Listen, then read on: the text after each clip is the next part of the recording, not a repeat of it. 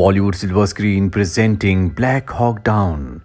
इस कहानी की शुरुआत में हमें सोमालिया दिखाया जाता है, जहां पर चारों तरफ भुखमरी और लाचारी है। भूख से 3 लाख लोगों की मृत्यु हो चुकी है।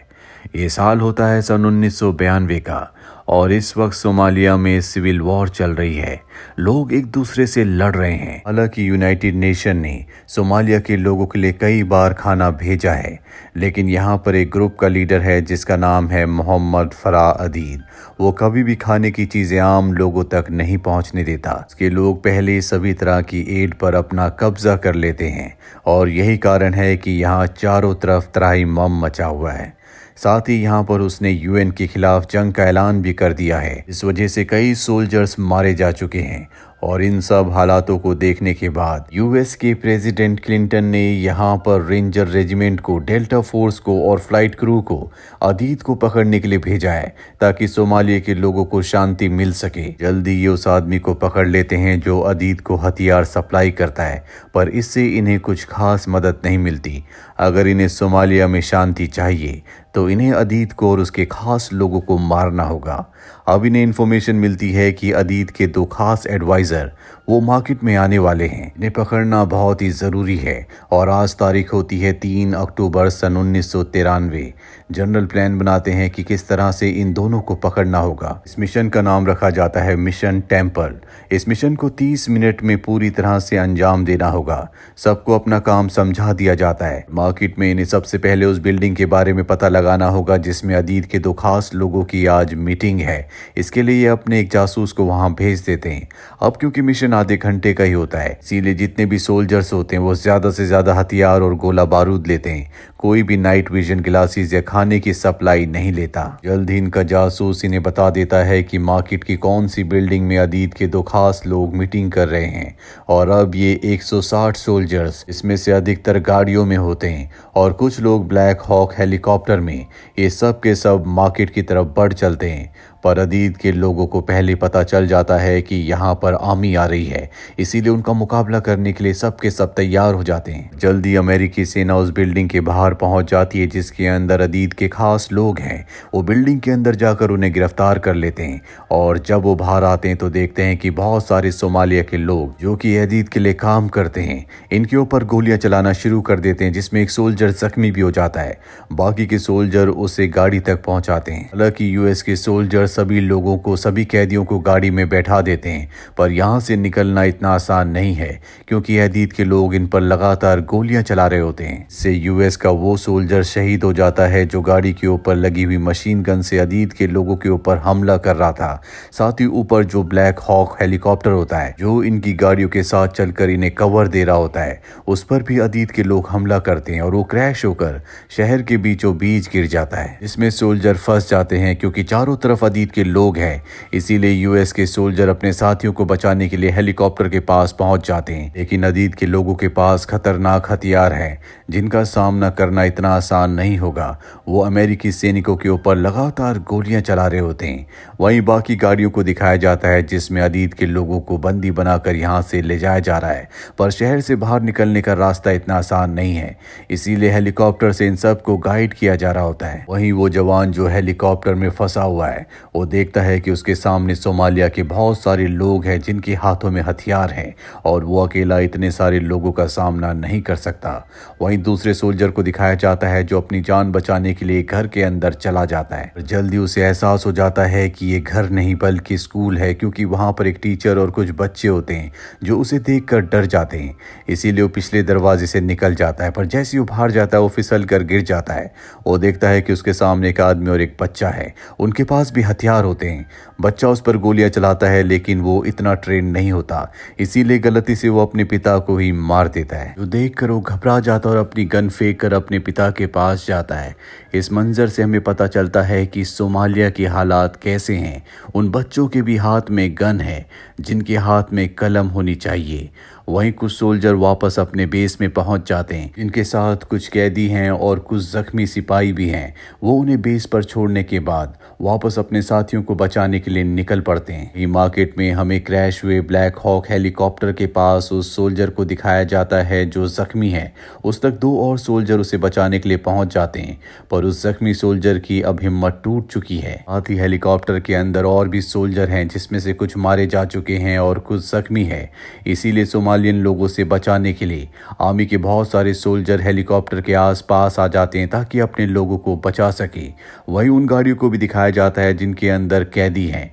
उन्हें शहर से बाहर निकालने में बहुत मुश्किल हो रही होती है, क्योंकि घरों की छत पर अदीद के लोग होते हैं जो लगातार इनके ऊपर फायरिंग कर रहे होते हैं, जिसमें अदीद के खुद के लोग भी जो गाड़ियों के अंदर हैं वो भी जख्मी हो रहे होते हैं। साथ ही आसमान में ब्लैक हॉक हेलीकॉप्टर्स भी होते हैं जो गाड़ियों को कवर दे रहे होते हैं, और एक हेलीकॉप्टर उस जगह पर आता है जहां पर पहले वाला हेलीकॉप्टर क्रैश हुआ है। वहां पर वो दो डॉक्टर्स को उतारता है। हालांकि उस हेलीकॉप्टर के ऊपर भी हमला किया जाता है, लेकिन वो किसी तरह से बचकर यहां से निकल जाता है। वहीं डॉक्टर क्रैश हेलीकॉप्टर के अंदर पहुंचते हैं और देखते हैं कि दो सोल्जर शहीद हो चुके हैं जबकि दो जख्मी हैं। इन दोनों का इलाज यहीं पर करना होगा, क्योंकि अगर इन्हें अपनी जगह से हटाया गया तो इनकी मृत्यु हो जाएगी।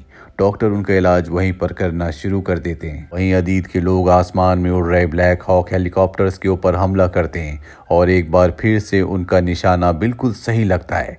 एक और ब्लैक हॉक हेलीकॉप्टर क्रैश हो जाता है, और ये क्रैश पहले क्रैश हुए हेलीकॉप्टर से कुछ ही दूर पर होता है। इस हेलीकॉप्टर के अंदर दो पायलट्स हैं। वहीं हमें दिखाया जाता है कि बहुत सारे यूएस सोल्जर अब अपने साथियों को बचाने के लिए अंदर आना चाहते हैं, लेकिन अदीद के लोग जिनके पास बहुत ही खतरनाक हथियार है वो उन हथियारों से इनके ऊपर हमला कर रहे होते हैं, जिनका सामना करने में अमेरिकन सोल्जर्स को बहुत तकलीफ हो रही होती है। बहुत सारे सोल्जर्स अब जख्मी भी हो चुके हैं। वो सब के सब एक घर के अंदर होते हैं। वहीं हमें बहुत सारे ब्लैक हॉक हेलीकॉप्टर्स को दिखाया जाता है जो वापस लौट चुके हैं, क्योंकि अब अमेरिकन और ज़्यादा ब्लैक हॉक हेलीकॉप्टर्स को खोने का रिस्क नहीं लेना चाहते। वहीं कुछ सोल्जर्स अब उस तरफ निकल पड़ते हैं जहां पर इनका दूसरा ब्लैक हॉक हेलीकॉप्टर क्रैश हुआ था, पर अब सोमालिया के लोग वहां पहुंच चुके हैं। पर आसमान में जो हेलीकॉप्टर उड़ रहा था वो ज़मीन पर आकर वहां पर दो सोल्जर्स को उतारता है ताकि वो अपने साथियों की रक्षा कर सके।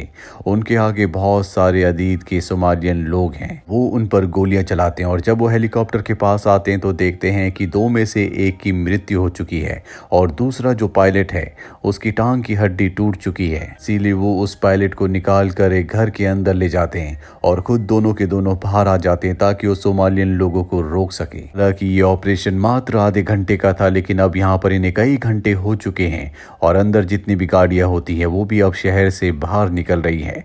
पर अमेरिकन सोल्जर्स अब भी शहर के अंदर फंसे हुए हैं। इसमें वो जख्मी पायलट भी है जिसका प्लेन दूसरे नंबर पर क्रैश हुआ था, जिसकी मदद के लिए दो सोल्जर्स नीचे आए थे। वो दोनों के दोनों सोल्जर्स अदीद के लोगों का सामना कर रहे होते हैं, पर जल्द ही अदीद के लोग उन दोनों को भी शहीद कर देते हैं और वो अंदर आ जाते हैं जहां पर पायलट है।